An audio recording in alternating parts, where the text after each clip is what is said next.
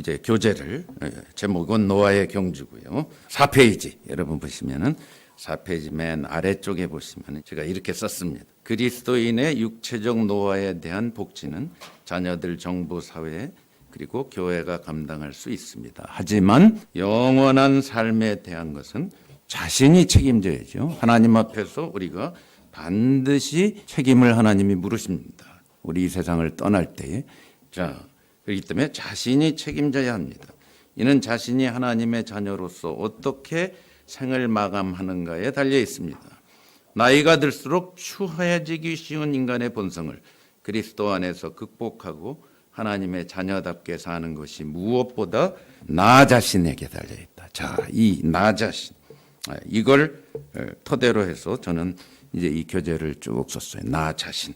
우리가 교회가 2세, 미래 세대 맨날 이거 걱정하고 앉아있는데 지금 그거 걱정할 때가 아닙니다. 미래는 하나님께 맡기고 지금 내가, 나이 먹은 내가 어떻게 삶을 멋지게 마감하느냐. 신경을 거기에 곤두세워야 되는데 참 저는 안타까운 게 저도 그랬죠. 미래 세대. 특히 미국에서 전 살면서 2세들. 맨날 2세 입에 붙어버렸어요. 근데 뭐 2세 백날 강조한다고 2세가 잘 되는 거 아니거든요. 먼저 1세대가 제대로 살아줘야지 2세대가 되는 거거든요. 자, 그래서 나이가 들수록 추해지기 쉽다. 이거 세상 사람들이 많이 얘기하는 거예요. 요즘 제가 한국에 와서 보니까 이 말이 아예 있더라고요. 노추라고. 노추. 노인이 되면서 추해진다. 이런 아주 용어가 있더라고요. 노추. 자, 그렇기 때문에 우리는 인생의 황혼기를 살면서 추해지지 말고 더 멋지게, 멋들어지게 한번 마감해보자. 그게 이 교재의 취지입니다. 목적입니다. 자, 그런데 제가 이 앞에다가 중년과 노년을 위한 교재 이렇게 제가 붙였습니다. 왜 그러냐면 노인이 되어서 시작하면 사실 너무 늦지요. 중년 때부터 정신을 차려서 노년을 준비해야 되는 게 우리입니다. 보통 한국에서 중년 그러면 40세 이상을 말하죠. 40세에서 49세 그리고 중년 이렇게 말하고 또 봤더니 장년을 50세에서 64세로 잡더라고요. 그리고 65세 이상을 노년이다 이렇게 부르더라고요. 근데 미국에 사는 저는 미국은 둘로 나눕니다. 미국은 45세에서 64세를 중년 그리고 65세 이상을 노년 이렇게 나눕니다. 어쨌든 비슷하죠. 40대부터 중년이다. 우리가 보통 이렇게 얘기를 하는데. 자, 제가 이 교재를 집필하면서 무슨 생각을 하게 됐냐면 사람들이 흔히 노년을 위한 교재를 얘기할 때 뭐 쉬워야 된다. 간단해야 된다. 이런 소리를 많이 하더라고요. 그래서 저는 반대로 했습니다. 왜냐? 노년의 문제뿐만이 아닙니다. 제가 오늘날의 교계를 봤더니 젊은 사람들도 공부를 안 합니다. 알려고 하질 않아요. 그죠? 적당히 타성에 젖은 신앙생활 그냥 굴러가기를 원하죠. 노년과 젊은 사람의 문제가 아니라는 걸 제가 파악을 했어요. 그래서 노년이건 젊은 사람이건 제대로 한번 공부를 해봐야 된다. 그래서 이 교재는 그냥 노년을 위한 교재가 아닙니다. 나이 먹은 분들을 위한 교재가 아니고 제가 중간에 이렇게 썼어요. 5페이지에. 자, 흔히 노년을 위한 교재는 무조건 쉽고 간단해야 한다는 편견이 있습니다. 나이 든 사람들은 책을 읽거나 무언가를 배우는 것을 싫어한다는 이유 때문입니다. 물론 그럴 수 있습니다. 하지만 이것은 노년에 국한된 것이 아니라 젊은 사람들 역시 마찬가지입니다. 제가 만나본 많은 젊은 사람들이나 노인이나 똑같다라는 걸 제가 발견을 했어요. 자, 그래서 이 교재는 뭐냐?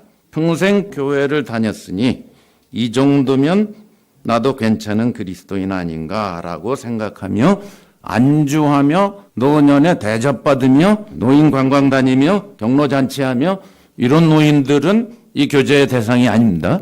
전혀 아닙니다. 자, 그건 누가 대상이냐? 그리스도를 위해 인생의 황혼을 더 멋지게 불태우고 싶어하는 그런 노년, 그들이 대상입니다. 근데 그들이 도대체 어떻게 하면은 주님 앞에 설 때까지 제대로 한번 말년을 멋지게 그리스도 안에서 보낼 것인가라고 고민하는 사람들, 그들을 위해서 이 교재를 제가 쓰게 됐습니다. 자, 그런 사람들이 영원한 집으로 이사하기 전에 하나님의 목적을 이루는데 이 땅에 보내신 목적이 있으니까 그 목적을 완수하고 가야죠. 그래서 이 교재가 조금이라도 보탬이 되기를 바라서 제가 이 교재를 집필을 했습니다. 그게 취지입니다. 근데 오늘날 노인 있죠. 한국 특히 미국보다 오히려 한국이 제가 봤더니 오늘날의 노인 65세 이상 70세 된 분들 거의 100%가 고졸 이상이더라고요. 이제. 그리고 제가 알기로 70%인가 80%가 대졸이더라고요. 엄청나게 교육을 받았어요. 지금의 노인은 옛날에 제가 알던 노인이 아닙니다. 30년 전 노인이 아닙니다. 지금은 이미 굉장한 지식과 학식과 경험과 많은 정보와 이것을 습득한 노인들이에요. 그렇기 때문에 조금만 신경 쓰면 이 교재 정도는 가볍게 이해할 수 있습니다. 아주 가볍게. 저는 가볍게 썼거든요. 근데 원장님하고 잠깐 얘기했는데 이 교재를 훑어본 어떤 분이 어렵다고 그랬다라는 얘기를 벌써 들었어요.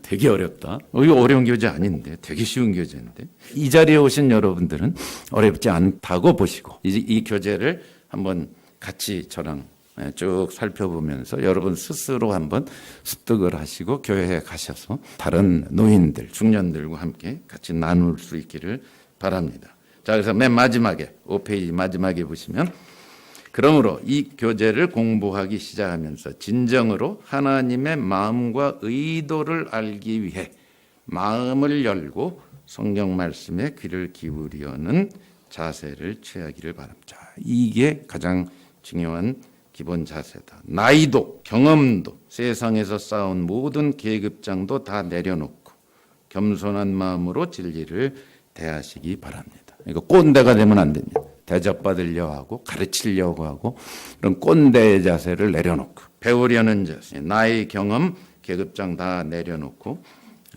겸손한 마음으로 이 교재를 같이 여행을 해보자. 자, 차례를 한번 봅시다. 자, 차례가 이렇게 돼 있습니다. 서론이 있고요.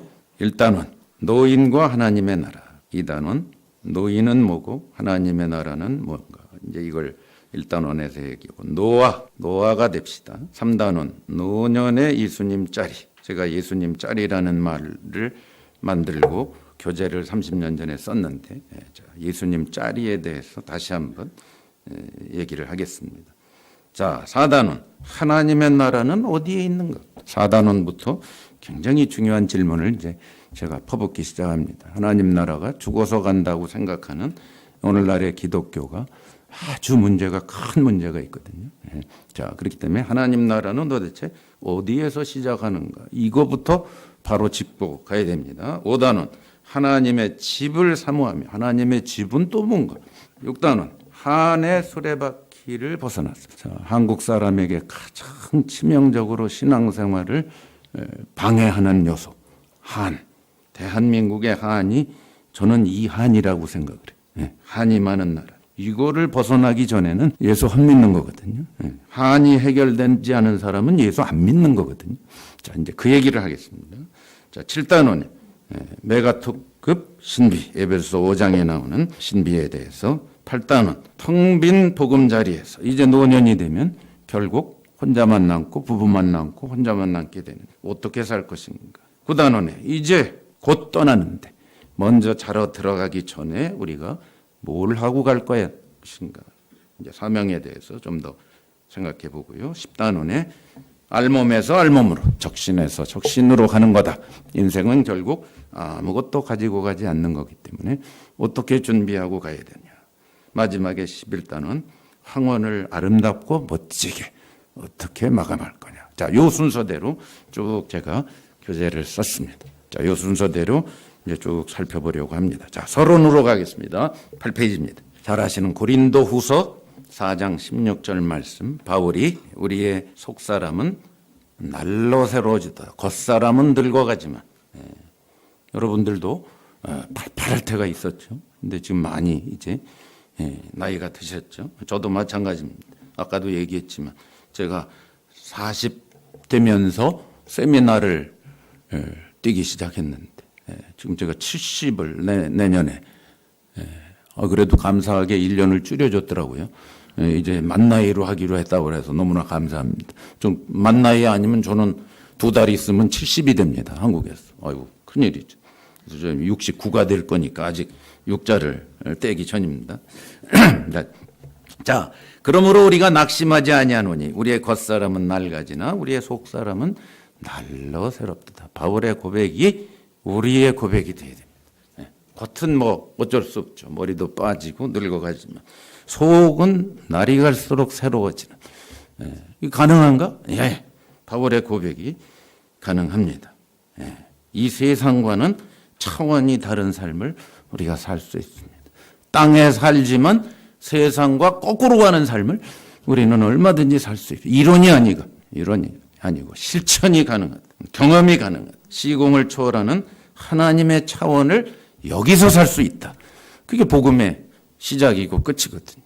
자, 이제 그거에 대해서 우리가 얘기를 할 것입니다. 자, 바울이 이 고백을 했을 때의 나이는 추정컨대 한 50대 후반쯤 됐을 것이라고 생각이 됩니다. 그 당시 2000년 전에 50대 후반은 오늘날의 80대, 70대, 80대, 90대에 해당하는 나이입니다. 그때 바울의 고백은 날로 새로워지도다. 속은. 그 당시 평균 수명이 35세에서 40세 정도라고 하니까 엄청나게 고령인데 맨날 두드려 맞고 파선당하고 이러고 다녔으니 바울의 몰골은 말이 아니었을 거예요. 자, 그런데 내면 세계는 날이 갈수록 새롭고 신선하고 그랬다는 거죠. 이 경험을 바울이 했어요. 오늘 우리도 충분히 할 수 있습니다. 자, 통계 밑에 여러분 잘 아시는 통계. 제가 어렸을 때, 제가 초등학교 들어가기 전에 1960년 무렵 52세였습니다. 대한민국의 평균 수명이. 지금 83세라고 합니다. 60년 만에 세계 1위, 2위를 다툽니다. 일본하고 같이 대한민국이 세계 1위, 2위를 다투고 있습니다. 거의 통계학상으로 1위를 이제 넘어섰다라고, 일본을 눌렀다라고 지금 얘기하고 있습니다. 자, 83세입니다. 자그마치. 남자가 80세인가 되고 여자가 86세인가 뭐 그렇습니다. 평균 내면 83세인데. 자, 이 인구가 현재 900만 명을 돌파해서 1000만에 육박하고 있습니다. 65세 인구가. 자, 대한민국이 5200만이니까 17%, 18%가 65세 이상입니다. 요게 곧 20%를 넘고요. 앞으로 7년 안에 2030년에 25%가 된답니다. 25%. 4명 중에 1명이 되고 2040년에 17년 남았죠. 3명 중에 1명이 된답니다. 어마어마한 속도입니다. 세계 1위로 달리고 있습니다. 그 말은 이 땅에서 이전보다도 더 오래 살아, 평균 잡아볼 때 오래 살아야 된다는 얘기가 나와요. 지금 저도 우리 주위에 많은 분들 부고를 계속 받고 있습니다. 근데 뭐 거의 다가 90대 중반, 100살에 돌아가신 분도 얼마 전에 있었고 엄청나게 오래 삽니다. 그런데 문제는 무병장수가 아니라 유병장수한답니다. 병에서 고생하다가 장수한답니다. 그러니까 무병장수를 꿈꾸는데 유병장수한다. 근데 문제는 그건 겉의 모습이고 우리의 속이 과연 바울의 고백처럼 날로 새로워지느냐. 이게 문제죠. 9페이지 중간에 외부적으로 우리가 늙고 어쩌고 뭐 정부가 교회가 많이 해주는 것들, 가족들 이런 문제 아까 하나님 앞에 1대1로 서야 된다고 그랬죠. 이 문제 이거는 다른 누구도 목사도 누구도 해결해 줄 수 없어요. 도와줄 수는 있지만 이거는 본인이 해결해야 될 문제거든요. 나이 많은 노년 본인이. 하나님의 형상대로 지음받은 우리는 영적인 존재이므로 속사람이 날로 새로워지지 않는다면 그것은 실패하고 끝나는 인생입니다. 문화생활을 누리는 것 이외에는 동물하고 똑같습니다. 인간은 조금 더 문명의 혜택을 누릴 뿐이지 인간은요 동물하고 다를 바가 없습니다. 똑같습니다. 그런데 하나님의 형상대로 지음받은 영적 존재니까 우리는 동물하고 다른 겁니다. 여기에 초점을 맞춰서 우리가 어떻게 살아야 될 것인가. 바울은 날로 새로워지도다. 여기에서 제가 이 책의 제목을 도출을 해냈습니다. 노아라는 말입니다. 창세기의 노아가 아니고 이 책 여러분 이미 쭉 훑어보신 분은 알겠지만 창세기에 방주 만든 노아에게는 단 한마디도 안 나오죠. 제가 안 썼습니다. 그 얘기가 아니니까. 그 노아하고 아무런 관계가 없는 책입니다. 늙을 노자에 아이, 늙은 아이다 말입니다. 제가 이렇게 해석을 했습니다. 육신은 늙었지만 속은 갓 태어난 아이처럼 그리스도 안에서 새 출발하는 존재 노아. 그게 이 책의 제목입니다. 그리고 이런 노아가 하나님의 참 생명으로 인생의 황혼에 힘찬 경주를 하자. 그래서 노아의 경주. 이게 이제 지금부터 우리가 살펴볼 내용입니다. 자, 10페이지로 갑니다. 과연 우리도 사도 바울처럼 고백할 수 있을까? 당당하게. 그냥 뭐 폼으로 신앙 좋은 척 하려고 그거 말고 진짜 우리의 속은 날로 새롭다.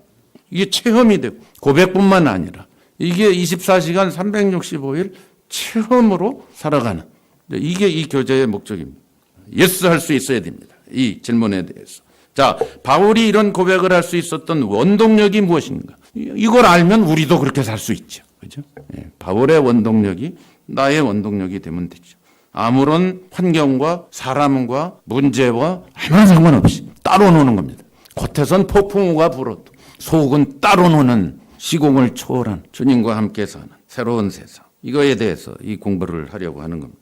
자, 그래서 마지막으로 거기 서론의 마지막 보시면 이 교제를 공부함을 통해 우리는 하나님께서 말씀하실 때 과감히 삶을 바꾸는 결단, 실천. 이쪽으로 가자 이거죠. 이론과 실제는 다릅니다. 자, 알고 우리 성경에 안다는 말은 주로 기노스콘주 아시죠, 여러분? 그노시스 지식, 경험적인 지식, 경험적으로 알다라는 뜻이죠. 기노스코가. 자, 아는 게 바뀔 때 삶이 변화가 올 수 있는데 그렇다고 해서 아는 게 바뀐다고 꼭 삶이 바뀌진 않죠. 그렇죠? 자, 그러려면 실천으로 가려면 결단을 내리고 실천으로 가려면 굉장한 의지적인 결단도 성령의 도구심과 우리가 의지적인 반응을 꼭 해야 되는데 과감한 마치 비행기가 지상을 이륙해서 팍 하고 날아갈 정도의 추진력이 없으면 불가능합니다. 그냥 깨달아 갖고는 되지 않습니다. 특히 나이가 많으면 그런 결단과 실천을 안 하려고 합니다. 자, 저는 이걸 하려는 분들에게 이 교재를 쓴 겁니다. 단 한 사람이라도, 단 두 사람이라도 이런 사람이 있다면 바뀔 것입니다. 세상이 바뀌고 주의가 바뀔 것입니다. 자, 그래서 아는 게 바뀐다고 꼭 삶이 변화되지는 않습니다. 그런데 뭐가 바뀌면 삶이 변화되냐면 가치가 바뀌면 삶이 변화됩니다. 그리고 사랑하는 가치라는 건 곧 내가 좋아하고 사랑하는 거거든요. 사랑하는 게 바뀌면 삶이 바뀝니다. 그럼 과감한 결단이 가능합니다. 천지개벽이 한번 일어나야 돼요. 제가요 미국 간 지 지금 50년이 됐습니다. 저 고등학교만 졸업하고 미국을 가서 50년을 제가 살았는데 제가 이민 갈 때 저 굉장한 애국자거든요. 엄청 대한민국 아니면 다 바닷속으로 깔아앉아도 된다. 그 정도 국수주의 애국자였어요. 제가 5살 때부터 안중근 의사, 이봉창 의사 뭐 해가면서 그 사진첩을 보면서 감동을 받아가지고 제가 엄청난 애국자로 살았어요. 길 가다가 태극기만 보면 탁 부동자세로 배례를 하고 애국가 나오면 4절까지 다 따라 부르고 가고 그 정도로 제가 5살 때부터 그런 애국자인데 할 수 없이 가족이 이민 가서 할 수 없이 미국을 이민 가게 됐어요. 50년 전. 그래서 가기 싫은 이민을 억지로 가니까 제 친구들이 애국자로 소문이 났거든요. 친구들이 태극기를 선물을 했어. 태극기는 고이 접어서 그때 김포공항에 태극기를 갖고 왔어요. 제 친구 한 20명이.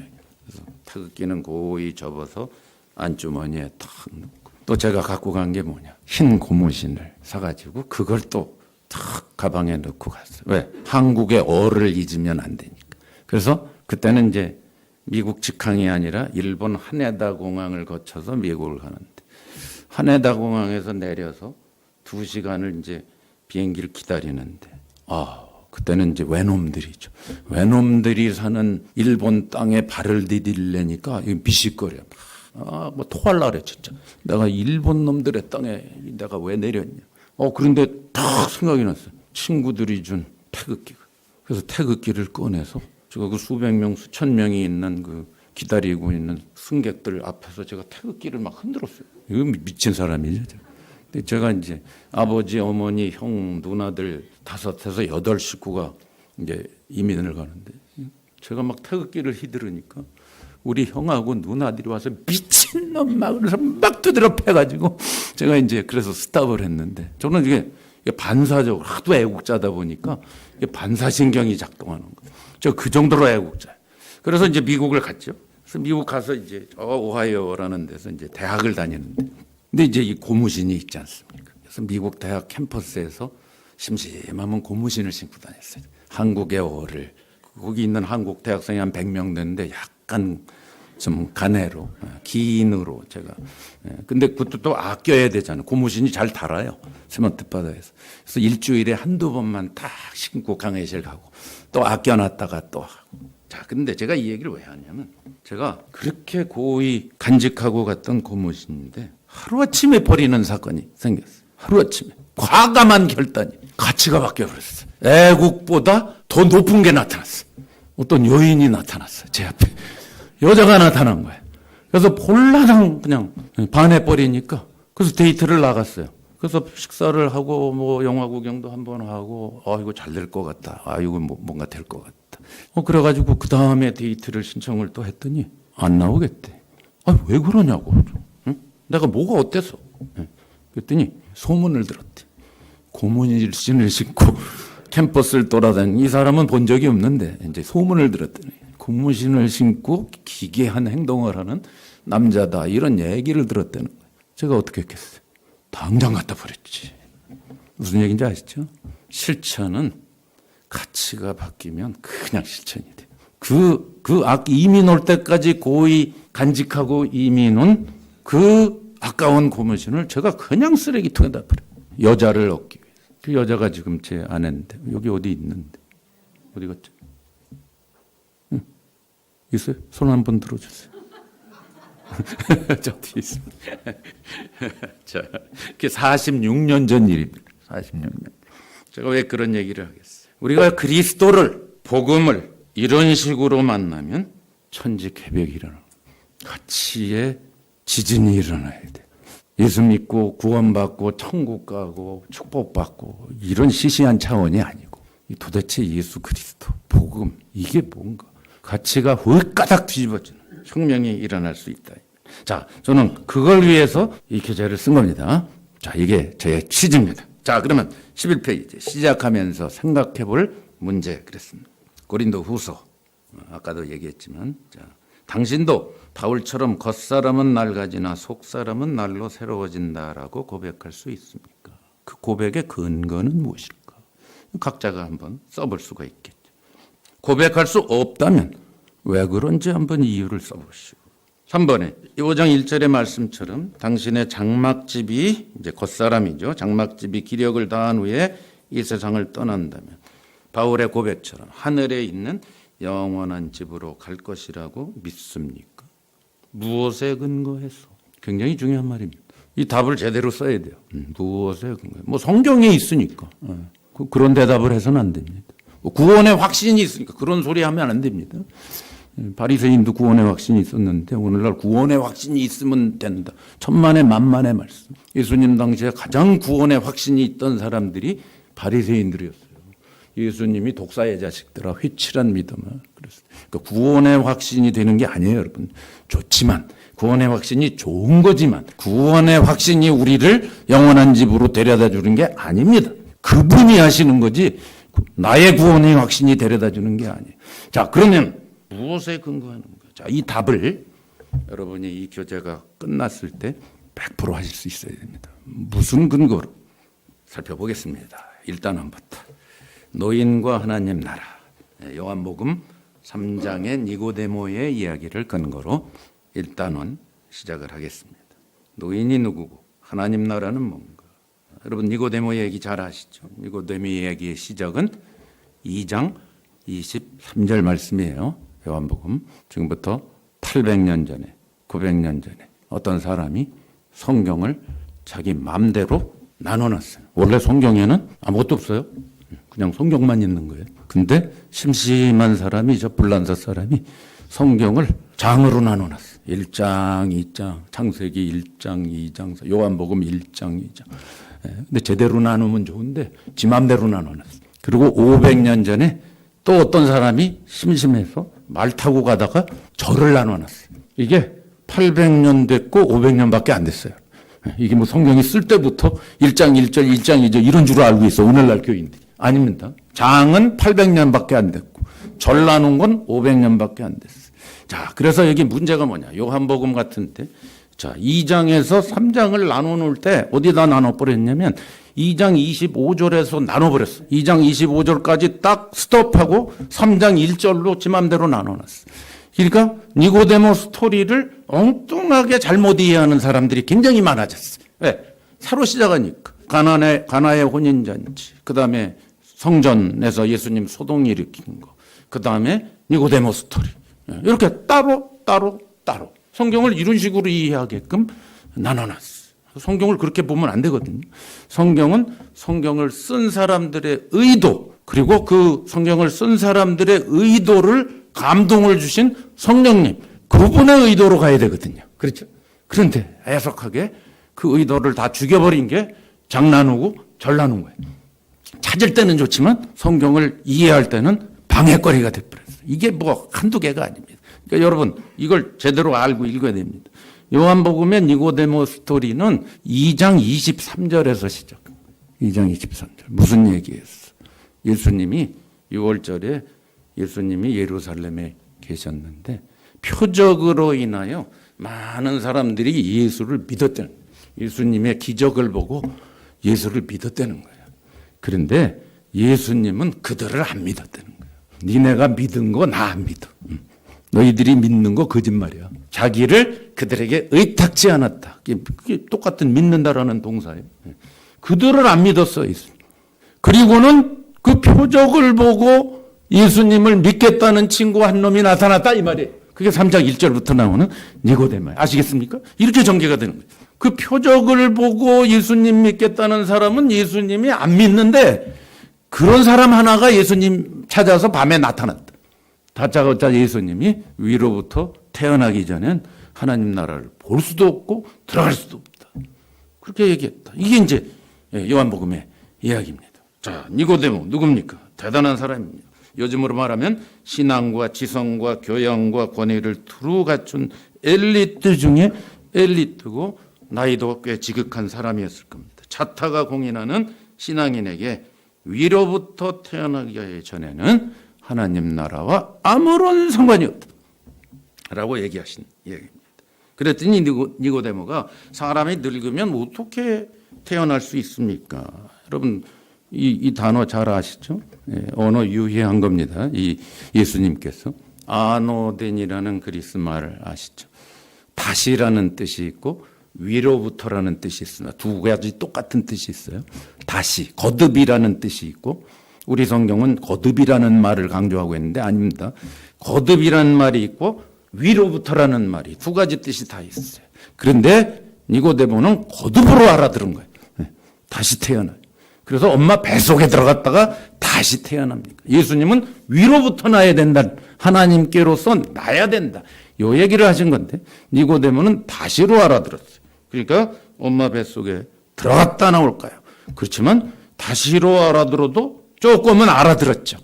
뭘 알아들었어요? 엄마 뱃속에 들어갔다 나와야 됩니까? 지금 내 이렇게 평생을 쌓아온 나의 관록과 이런 계급과 나이와 이거 싹 무효로 돌리라는 말입니까? 알아들었어요. 그 정도까지. 예수님이 그래. 그거 다 무효야. 하나님 나라하고는 아무 상관이 없어.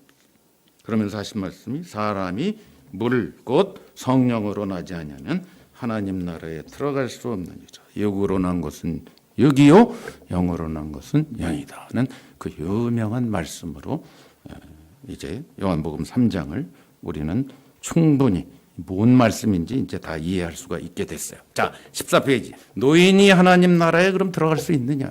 자, 이 질문부터 이제 본격적으로 살펴보겠습니다. 노인, 늙은 사람, 단도직입적으로 말합니다. 노인은 절대 하나님 나라에 못 들어갑니다. 노인은 못 들어갑니다. 예수님께서 니고데모한테 너 너무 늙어서 못 들어간다. 그러면 노인이라 안 돼. 근데 하나님이 볼 때 노인이 누구냐? 이 정의를 바로 내려야 돼요. 남녀노소에 관계없이 이 세상의 모든 사람을 다 하나님은 노인으로 보십니다. 왜 그렇게 보시느냐 하고 제가 성경 구절을 여러 개를 여러분 잘 아시는 창세기부터 쭉 써놨습니다. 즉 성경은 노인이 누구냐? 옛사람이 노인입니다. 옛사람. 하나님 관점에서 노인은 80살, 100살, 120살이 아닙니다. 20살에도 15살에도 30살에도 얼마든지 노인입니다. 어느 정도로? 아담이 지금까지 살아있었다면 먹었을 나이만큼 노인이에요.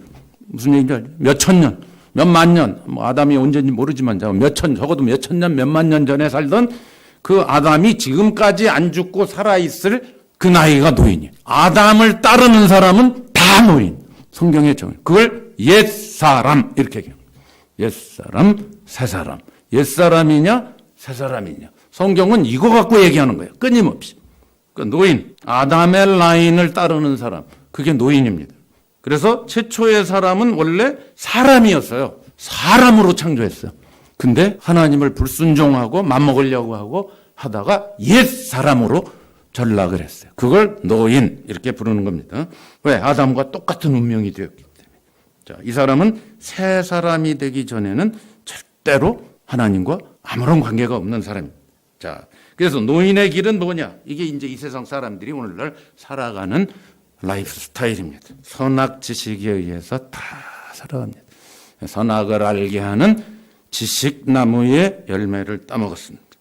다 아시죠? 이거 뭐 얘기 안 해도 여러분 너무 잘 아시죠? 그 뭐냐? 자기가 선과 악을 선택하고 결정한다는 말입니다. 누구만 결정해야 되는데 하나님만 결정해야 될 걸 인간이 결정하는 것, 인간이 선택하는 것, 그걸 성경에서 죄라고 얘기하는 거예요. 자기 기준, 그걸 죄라고 하는 겁니다. 죄인은 나이를 먹을수록 자신의 경험에서 온 지식이 또 지식이 늘어나죠. 지금 여러분 오늘까지 살아오면서 얼마나 많은 지식과 정보와 경험과 이걸 갖고 계세요. 늘어나죠. 끊임없이 늘어나요. 요즘 인터넷 사회에 뭐 유튜브, 뭐 지식, 뭐 요즘 사람들 만나면 모르는 게 없어요. 너 아주 백과사전 아주 잘 알아. 근데 그 지식이 어떻게 들어오게 됐어요? 그냥 들어온 게 아니에요. 평생 동안 지식을 쌓아오던 그 지식을 장착하고 있던 걸로 새로운 게 올 때 자기가 또 선택을 하는 겁니다. 결정을 하고. 그래서 또 자기 걸로 만들어. 이런 식으로 쌓아온 거거든요. 그냥 다 받아들이지 않습니다. 자기의 가치에 따라 자기가 중요하다고 생각하는 거 이런 걸 받아들이는 거죠. 그래서 쌓아가는 겁니다. 자, 그래서 죄인은 나이를 먹을수록 자신의 경험에서 온 지식이 더 늘어나게 됩니다. 그래서 더 확신 있게 자신이 쌓아온 지식을 토대로 결정하고 판단하고 그다음에 뭐예요? 꼰대가 되는 거죠. 이게 자기 주장을 펼치는 자기 고집. 그래서 나이가 많은 사람일수록 더 자신의 판단을 믿고 자신이 옳다고 주장하는 이유가 거기에 있는 거예요. 나이로 누르려고 그래요. 이건 교육을 많이 받았건 적게 받았건 아무 관계가 없습니다. 평생 쌓아온 자기 나름의 지식과 경험을 의존해서 인생을 살아가게 됩니다. 그걸 옛사람이라고 부르는 거예요. 그걸 노인이라고 부르는 겁니다. 그렇기 때문에 나이가 들수록 예수님이 말씀하신 위로부터 태어나는 게 굉장히 힘듭니다. 자기가 하나님 노릇하고 앉았는데 위에서 오는 생명을 받고 싶지가 않아요. 그래서 노인이 전도가 힘든 게 그겁니다. 자신의 지식, 경험 이것을 의지합니다.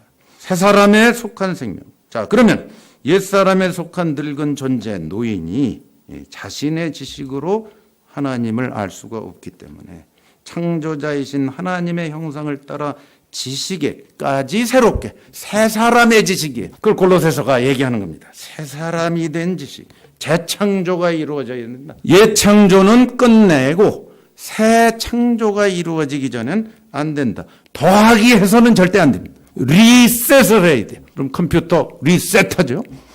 백지 상태로 돌리고 다시 쓰죠. 나이가 80이 돼도 리셋을 하지 않으면 안 돼.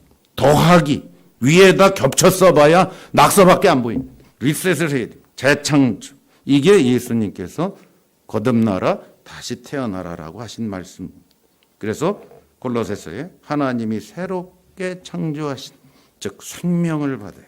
다 잘 아십니다. 근데 이 생명은 뭐죠? 어떤 생명? 하나님과 동일한 생명. 하나님의 DNA가 들어와야 돼요. 똑같은 DNA가. 하나님의 DNA가 들어와서 이 땅에 살지만 하나님처럼 사는 거예요. 이걸 성경에서 중생했다, 거듭났다라고 말하는 거예요. 흔히들 그냥 쉽게 얘기하는. 그걸 바울이 고린도후서 그 유명한 여러분 달달 외우는 5장 17절에 그런 정도든지 그리스도 안에 있으면 새로운 피조물이라, 새 창조 세계라, 이런 뜻이죠. 이전 것은 지나갔으니 리셋이에요. 이전 것 더하기 새 것이 아니라 지나가 버리고 끝나야 돼요. 그리고 새 것이, 새로운 창조. 이 창조가 예수 그리스도 안에서만 가능하다. 다 아는 겁니다. 이게 믿어지는 사람. 하나님의 DNA가 들어와서 지금부터 나는 하나님처럼 그 차원에서 노는 거구나. 그게 된 사람이에요. 거듭나서 죽어서 천국 간다가 아닙니다. 잘못된 신앙입니다. 죽어서 천국 가는 신앙은 지극히 당연한 결과에 해당하는 겁니다. 지극히 당연한 결과. 근데 이 땅에서 하나님 생명과 똑같은 생명을 갖고 살아가는 삶. 이게 하나님이 꿈꾸는 삶입니다. 계속 제가 얘기할 겁니다. 앞으로. 자, 성경이 말하는 죄의 정의는 그럼 뭐냐? 왜 그렇게 하나님처럼 못 살게 됐느냐? 간단하죠. 간단한 정의를 내리면 성경에서 죄에 대해서 가장 정확한 정의 내려준 게 요한일서 3장 4절입니다. 죄는 무법이라. 그렇게 번역해야 되는데 애석하게도 우리 개역 성경은 불법이라고 잘못 번역을 했어요. 불법은 법을 안 지키는 게 불법이에요. 법 안 지키는 게 아니에요. 하나님의 법을 안 지키는 게 죄라고 생각하니까 맨날 10계명만 외우고 앉아있어. 오늘날 교인들이. 계명에 관한 문제가 아니에요. 무법이다. 죄는 무법이라. 뭡니까? 무법자야. 무법으로 살 수 있는 존재는 딱 한 분밖에 없어. 본인이 법이신 분. 하나님만 무법자예요. 하나님만 무법자. 근데 하나님이 아닌 존재가 무법자가 되는 것. 그걸 성경에서 죄라고 하는 거예요. 죄를 짓는 자마다 무법을 행하니 죄는 무법이라. 무법자예요. 무법자가 뭐합니까? 황야의 무법자. 여러분 서부 영화 옛날에 많이 보죠. 황야의 무법자 뭡니까? 자기가 하나님이야. 아무 데나 총 쏘고 아무 데나 가서 밥 먹고 아무 데서나 자고 자기가 왕이야. 자기가 하나님이야. 그게 무법자죠. 인간입니다. 이게 선악과 따먹은 죄입니다. 그래서 이 무법자는 예수를 믿고 헌신하고 그런다고 무법자가 아닌 게 아니에요. 우리는 교회 생활 열심히 하면 무법자가 아닌 줄 아는데 그것도 다 무법자예요. 자, 예수님이 얘기하셨어요. 마태복음 7장에 무법자라고 해요. 나더러 주여 주여 하는 자마다 다 천국에 들어갈 것이 아니다. 무슨 말 끝에 그 얘기하셨죠? 그날에 너희가 내게 와서 주여 주여 내가 주의 이름으로 선지자 노릇하고 목사 노릇하고 사역자 노릇하고 그 말이죠. 주의 이름으로 귀신을 내쫓고 주의 이름으로 능력을 헌신하고 봉사하고 다 했어요. 근데 예수님 말씀이 뭐예요? 거기도 또 번역을 잘못했어. 불법을 행하는 자들아. 예수님이 그런 말씀하신 적이 불법이 아니에요. 무법자야 이렇게 얘기했습니다. 무법을 살아가는 자들아 이렇게 얘기했죠. 무법자. 하나님 노릇하는 자들아 라고 얘기했어요. 그러니까 주의 이름은 간판으로 붙인 거고 속은 계속 하나님 노릇하고 있다는 거예요. 예수님이. 그러니까 주의 이름으로 다 했어요. 사역도 하고 다 했어. 권능 귀신 내쫓고 다 기적 행하고 다 했어. 근데 하나님이 보실 때 예수님이 보실 땐 무법자예요. 지가 하나님이에요. 이 죄의 뿌리가 완전히 해결되기 전에는 거기다가 봉사, 사역 다 붙여야 아무 소용이 없어. 이게 무서운 겁니다. 아까 얘기했죠? 바리새인들도 여호와의 이름으로 다 했는데 예수님이 막 이 새끼들아 그런 거. 똑같아요. 우리는 그리스도 이름으로 다 하고 바리새인들은 여호와의 이름으로 했을 뿐이에요.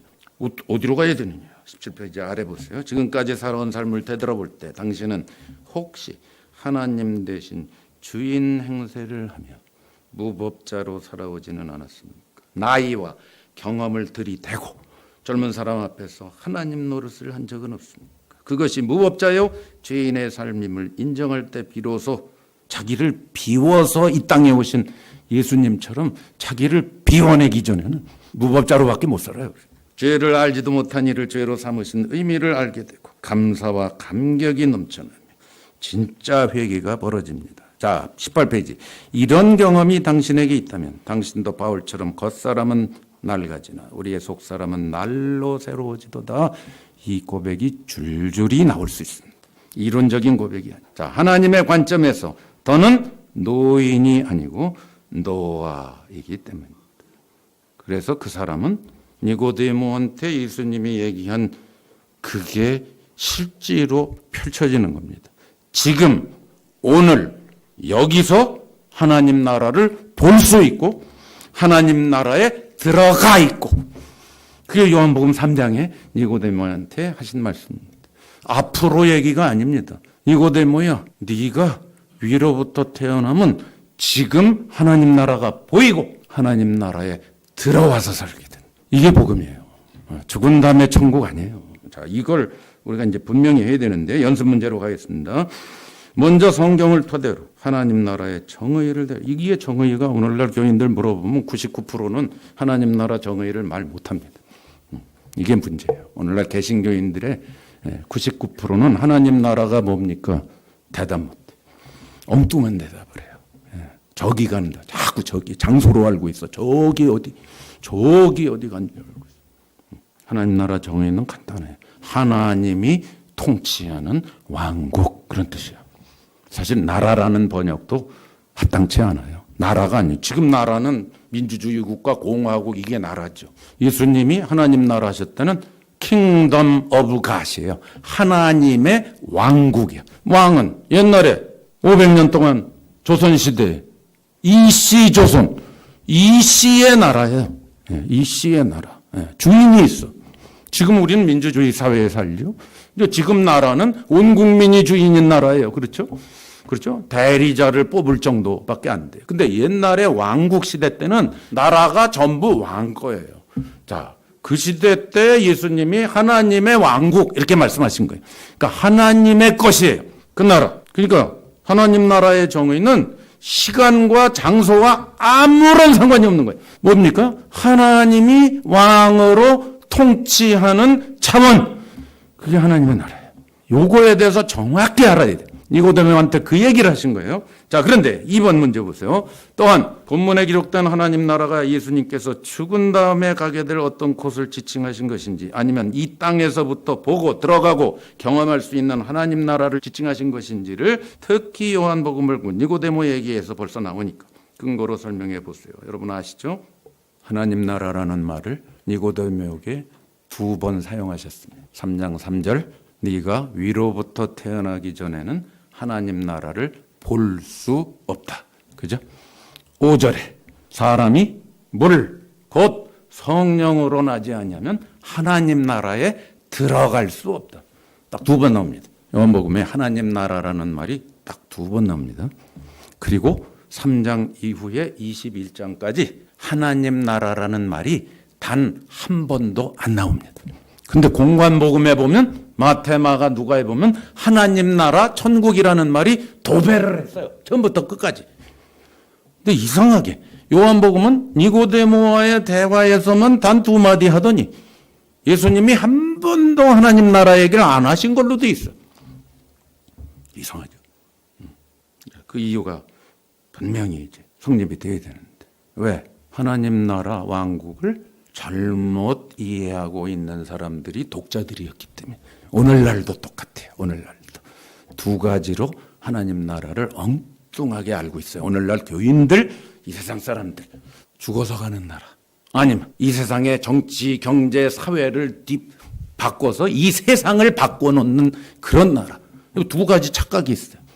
하나님의 왕국인데 엉뚱한 사상이 들어가서 하나님 나라를 잘못 알고 있어. 그게 요즘 문제가 아닙니다.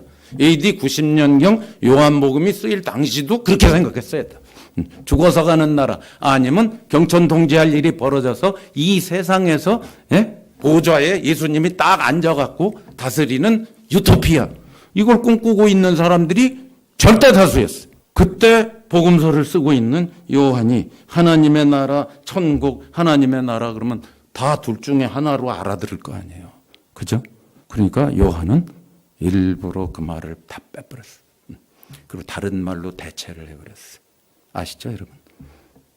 생명, 영생, 생명, 영생. 하나님 나라는 뭐냐? 하나님과 똑같은 생명을 갖고 시간과 공간에 상관없이 살아가는 나라. 아셨죠? 그걸 얘기하려고 요한복음을 쓴 겁니다. 자, 그래서 요한복음엔 하나님 나라라는 말이 이제 안 나와요. 3장 이후로 한 번도. 18장에 가서 예수님이 빌라도 앞에서 내 나라는 할 때 그때 나라라는 말 한 번 딱 나오고, 그것도 하나님 나라도 아니에요. 내 나라 이렇게 하셨죠. 하나님의 왕국 한 번도 안 나와. 그 대신 영생 생명 영생 생명 영생 생명 생명 생명 영생으로 끝나요. 그죠? 자, 그게 뭔지, 그 차원이 뭔지를 알아야 나이가 뭐 80이든 70이든 100살이든 관계없이 속사람이 날로 새로운 차원이 다른 인생을 살 수가 있습니다. 자, 이 얘기는 나중에 더 하기로 하겠습니다. 잠깐 쉬었다가 한 10분만 쉬겠습니다. 쉬었다가 계속하겠습니다.